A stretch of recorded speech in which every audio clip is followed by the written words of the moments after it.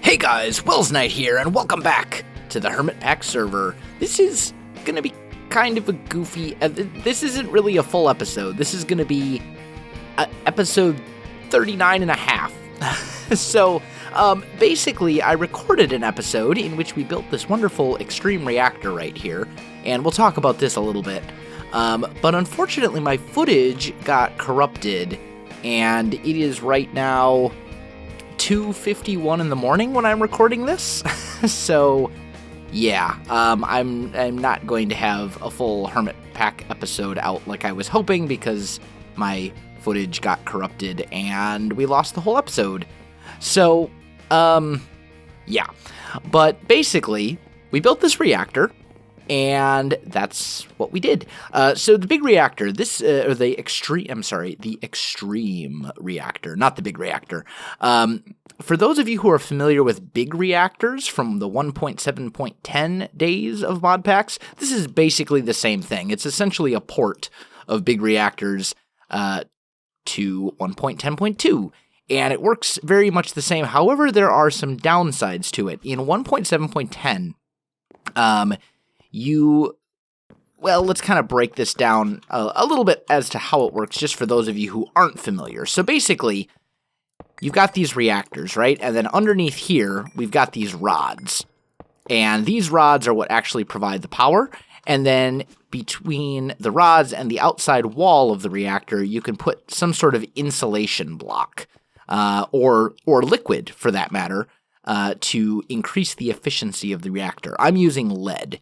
I'm using blocks of lead because I did some testing, and that was really what my best option was. Now, in 1.7.10, you could use resonant ender, which was basically melted ender pearls, or gelid cryothium, which was like a super cold liquid material, and those would give you very, very high efficiency. However, those two liquids were both from thermal expansion, which does not exist in 1.10. It never updated past 1.7. Although, who knows, maybe that will change. Maybe it will be updated eventually, but needless to say, thermal expansion does not currently exist for 1.10 at the time of this recording, and it is therefore not in HermitPack, and therefore not an option for insulating your big reactor. So I used lead instead.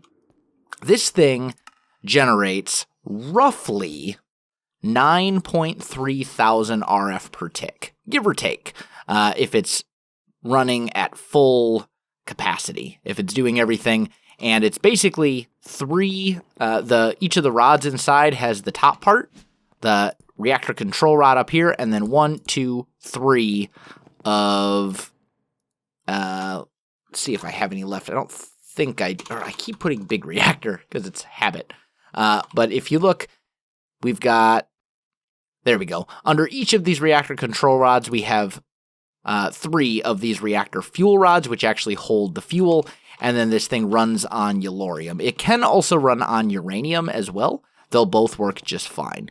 But this generates, as I said, about 9.3 thousand RF per tick. Gives us a centerpiece for our little room here. And it provides some extra power to make sure that my base can, continuously do all the things that it needs to do. Because especially as we continue to expand the base, we're going to end up with lots of other machines sucking power and all that kind of stuff. But this thing, 9 control rods and 9.3 thousand RF per tick.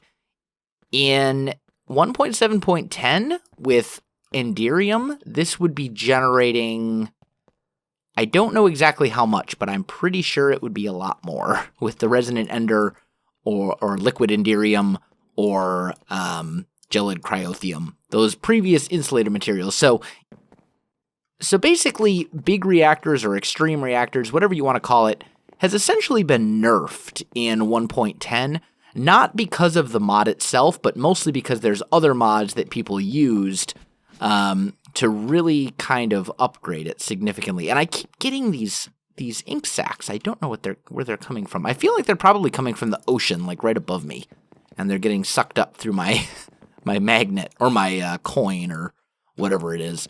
But yeah, that's basically what we did in that little episode that was lost, the lost episode. So I just wanted to kind of bring you this as an update to say, hey, this is why there's no full episode today. As I said, it is currently about 3 in the morning at the time of this recording. I am very tired and I need to go to bed. But I recorded a full episode and then it was lost forever because technical difficulties. And sometimes those things happen. It is what it is. But there is an Unturned video coming out today. There's going to be videos back to normal, and I'm hoping to get a live stream in today as well. I don't know what time exactly because my wife has a doctor's appointment that she has to go to, and I don't know how long that's going to take, and I need to take her to that, and then I'm going to stay. I'm going to stay there until it's done. So depending on what time that gets done, I'll be planning to live stream probably shortly thereafter if it doesn't go forever and ever. So keep an eye on Twitter because I will announce it there once I know kind of what the schedule is going to be. If I'm not able to get a stream in today, then I'll get a stream in tomorrow for you guys. And I'm planning on streaming Saturday and Sunday this weekend as well. So, yeah, that's the thing. But anyway, I just wanted to bring you this little thing so we didn't start next episode and have you guys go, why is there suddenly a big reactor? Why didn't you do that on camera? Now you know. It broke. The recording broke anyway. So, there you have it. Guys, if you enjoyed this video, don't forget to like, subscribe, and leave me a comment. I do appreciate it.